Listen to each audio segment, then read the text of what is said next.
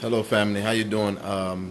This is JEDIAH Brown. I need you to do me a huge favor, and I need you to hit the share button really, really, really, really quickly for me, so that I can we can bring awareness to an issue right here in the city of Chicago together.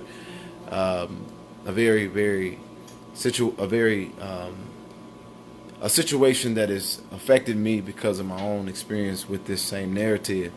I really need you all to share this live, and I need you all to make sure that everybody in the city of Chicago is able to see and view this. I am right here at Gary Coleman Hospital, and I'm in between two families that are dealing with a very tragic set of circumstances. But the amount of togetherness and faith and hope that is embodied in this hospital right now, as I'm literally steps away from the hospital room of baby Chase, as well as I'm in the hospital room now but I'm actually in the hospital room of Jamari. And I'm going to actually introduce you to Jamari and his mom. And I ask that you would continue to share this live. Come on and get those numbers up so that as mom begins to speak with her support system around her, that the city of Chicago could be made aware of what's happened here in our city.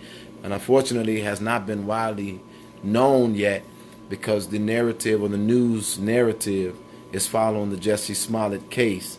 But there's no way in Chicago that we should not be aware of this exact thing that's happening. So, you ready, Mom? Okay. So I'm gonna let you're gonna explain everything that's going on. Okay.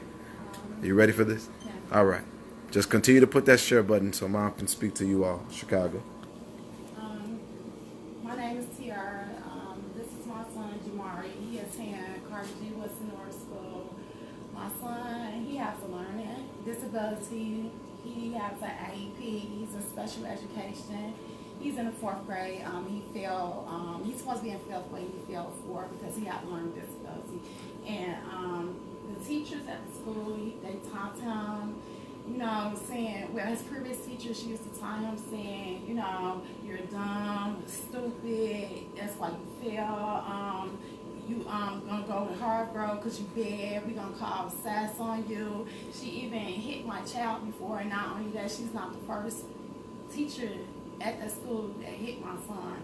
It's also another incident that happened right before school ended, before our Christmas break. It was a teacher that actually punched my son in his stomach.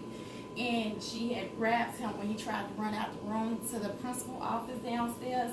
She scratched his back and put scratches all on his back and his arm. And I went to the Board of Education the first day of school starting back from Christmas break. They told me that they was going to investigate, that he was going to email the president and the vice president and let them know what was going on with the bullying at the school. And no one has contacted me yet.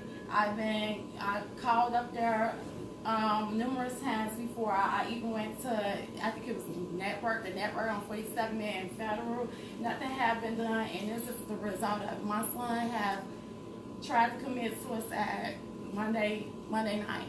He committed, well, my son, he was actually deceased when I walked in the room because he tried to commit suicide because how he's treated at school. It was an incident last week. They told me that they was going to suspend my son because he was in the girl face saying, hit me. And when she hit him, they told me that he hit her back. So they was going to suspend him because he influenced her to, hit her when she was the one that, could have stopped herself and went and told the teacher. But it just, they have no respect for me. When I come up to the school, they face me frowned up. I done walked in the school 3 times and caught them talking about my son in a group. This the staff members.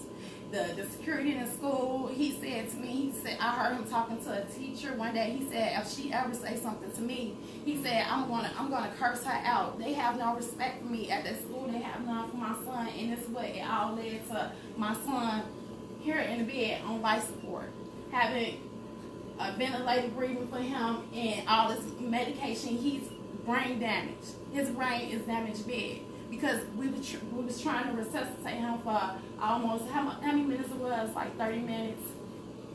We we was trying to resuscitate him for like 10 to 15 minutes. The police that came, they helped. We was working as a team.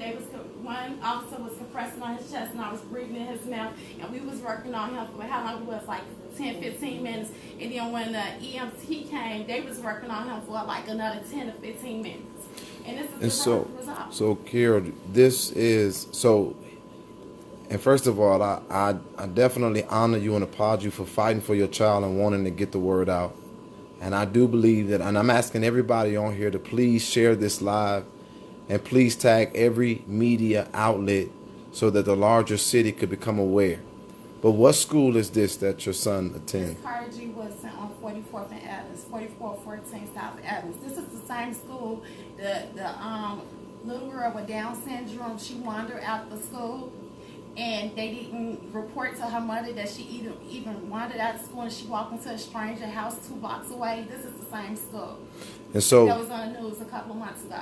And so, and again, like we spoke, I really don't want to cause you to have to relive the moment, but he attempted to take his own life. Yes, he did.